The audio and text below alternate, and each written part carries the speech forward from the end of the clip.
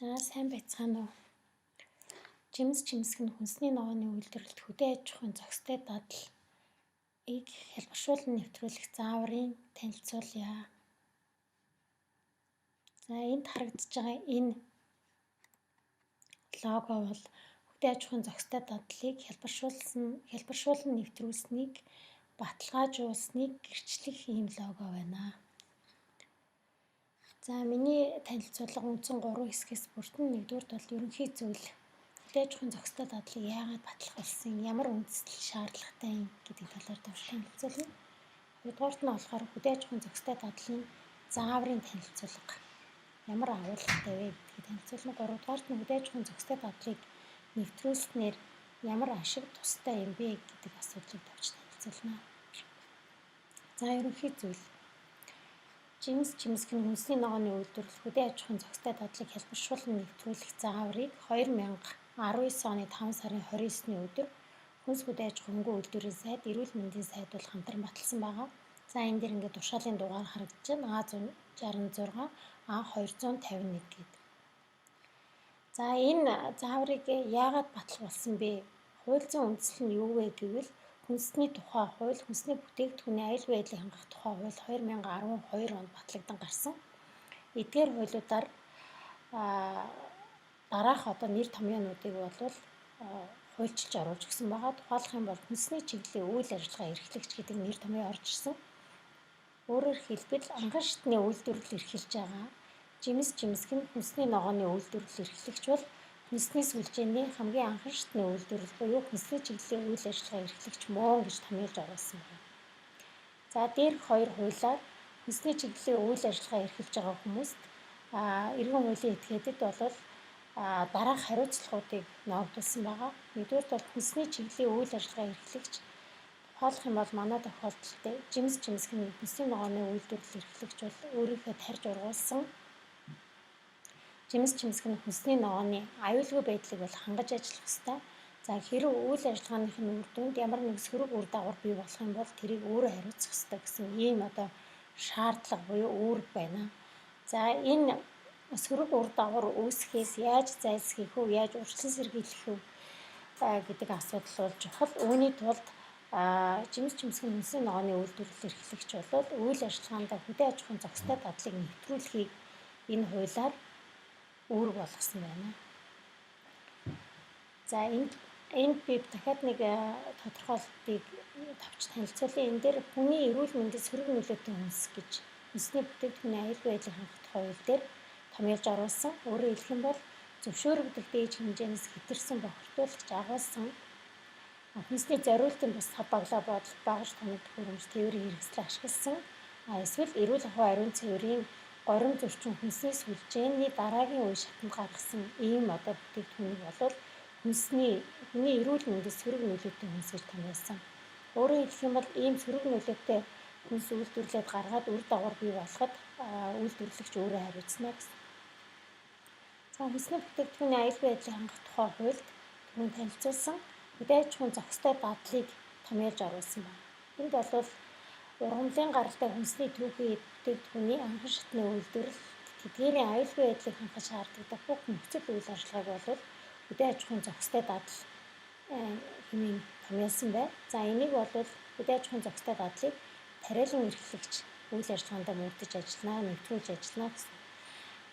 Жимс жимсг нь хүнсний ногооны үйлдвэрлэлийг яагаад онцолж авсан бэ гэхээр зэрэг бусад одоо тархинал хөдөө аж ахуйн бүтээгдэхүүнтэй харьцуулах юм бол жимс жимсг нь хүнсний ногоо бодвол хэрэглэгч одоо тариан талбайгаас шууд одоо хэрэглэх ийм одоо эрсдэл өндөртэй бүтээгдэхүүн учраас хөдөө аж ахуйн зохистой дадлыг заавал нэвтрүүлэхийг шаарджээ.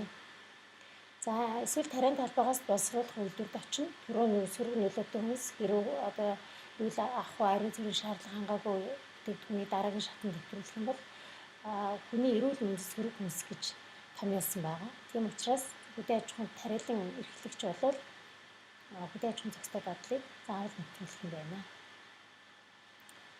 За хөдөө аж ахуйн зохистой дадлыг нэвтрүүлснээр хариуцлагатай үйлдвэрлэл эрхлэх одоо ийм нөхцөл боломж бүрдэж байна гэсэн үг.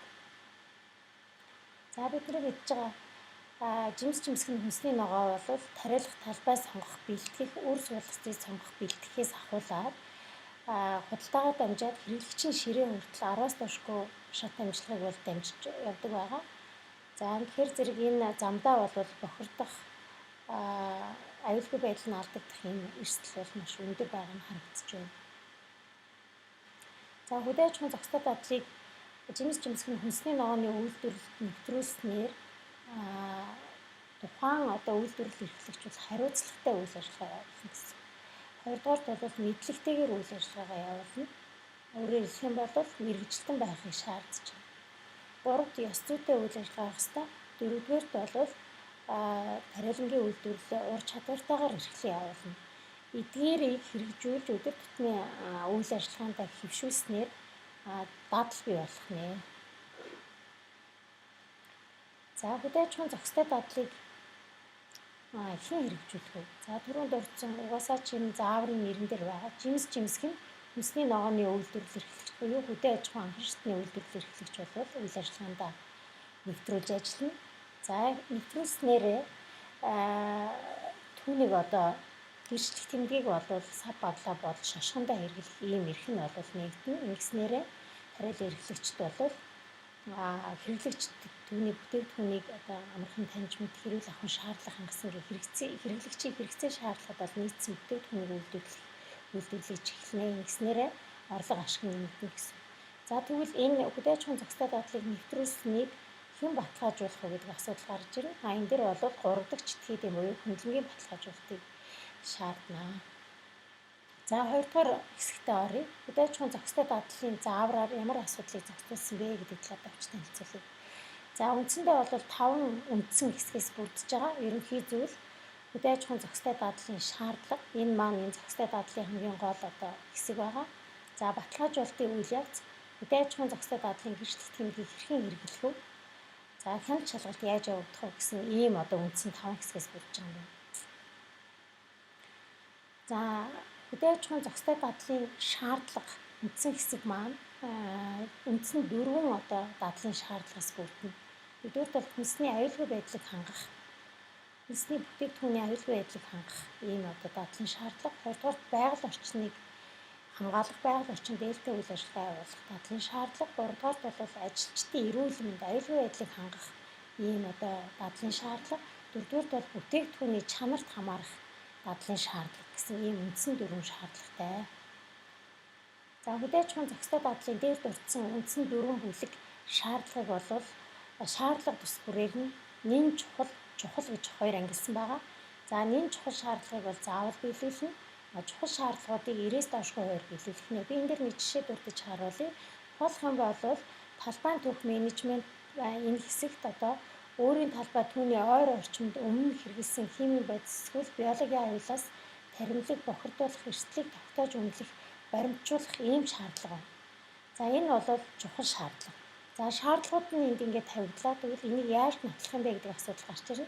Тэгвэл энийг талбайн түүхийн дэвтэр дээрээ хөтлснөөр нотлохоо бий болох нь. Дараагийн нэг асуудал тохиолох юм бол ноцтой эрсдэл тогтоогдвол бууруулах арга хэмжээ авсны дараа тариалт хийн гэж байна. Энэ бол нэн чухал шаардлага байна.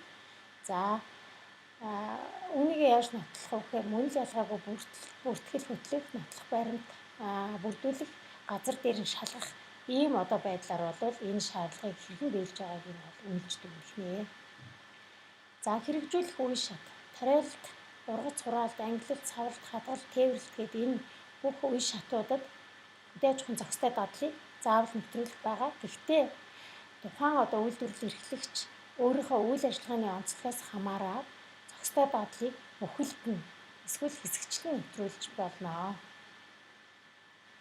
За түрүүний дурдсан хөдөө аж ахуйн зохистой дадлын үндсэн 4 шаардлага энд харагдаж байна. Энэ 4 шаардлага. За энэ шаардлага тус бүрээр нь ямар шаардлагыг хангах юм бэ гэдгийг бол энд ингэж агсаага бичсэн байгаа. За үндсэндээ бол 105 ийм зохистой дадлын шаардлага байна. За хүнсний бүтээгдэхүүний аюулгүй байдлыг хангах шаардлага бол хамгийн олон буюу 65, байгаль орчныг хамгаалах шаардлага 10, ажилчдын эрүүл мэнд аюулгүй байдлыг хангах шаардлага 20, хүнсний бүтээгдэхүүний чанарыг эрхэмлэх шаардлага 10 байна. За та бүхэн харж байгаа энэ доор сургалт, тайлан бүртгэл, дотоод хяналт гэсэн энэ гурав болвол дөрвөн хүлэг шаардлага дөрвөлн дээр нь орж ирснийг ингээ би улаанаар тодруулж харсан байгаа. Тухайлх юм бол сургалтыг одоо байнга явуулж ажилчдыг одоо мэдлэгжүүлж дадлагжуулснаар зохистой дадлыг одоо үйл ажиллагаанд нэвтрүүлэх үндэс суурь тавигдана гэсэн үг. За тайлан бүртгэл бол одоо заавал хөдөлж явах ёстой, нотлох баримт бүрдүүлэхэд маш чухал. Нотлохоо баталгаа бий болгоно гэсэн. Үүнээс гадна дотоод хяналтаа хэрэгжүүлэх нь бол хөдөө аж ахуйн зохистой дадлыг нэвтрүүлэх бас үндсэн хэсэг учраас энэ дөрвөн бүрэлдэхүүн хэсэг дээр дөрвөлн дээр нь шаардлага болгон оруулсан байна.